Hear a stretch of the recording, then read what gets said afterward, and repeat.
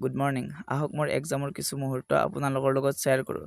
ৰাতিপুৱা উঠিয়ে মই ফাৰ্ষ্ট টাইম গ'লোঁ ফেঞ্চি, মানে অলপ বজাৰ কৰিব লগা আছিলে, ফুল চুল আনিব লগা আছিলে, আৰু সেইখিনি লৈ মই আহি পালোঁ চিধা একাডেমি। আৰু একাডেমিত ৰৈ থাকোঁতে এইফালে নিহাও আহি পালে, আৰু নিহা আহি পোৱাৰ পিছত তাইক গামোচা এখনেৰে মই আদৰণি জনালোঁ।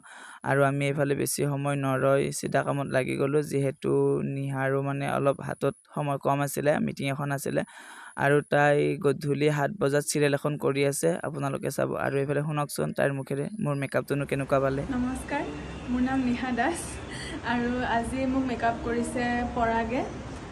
বহুত ধুনীয়া মেকআপ কৰিছে, আৰু সি আজি এক্সাম দিছে আচলতে। আৰু এক্সাম হিচাপে সি বহুত মানে স্পীড কৰিছে। প্ৰথমে সি ভয় খাই আছিলে, কিন্তু পিছত তাৰ আহি গ'ল কনফিডেঞ্চ। বহুত ধুনীয়াকৈ কৰিছে। আৰু কাপোৰ পিন্ধিছোঁ আজি গায়ত্ৰী বাৰ, লেবেল গায়ত্ৰী।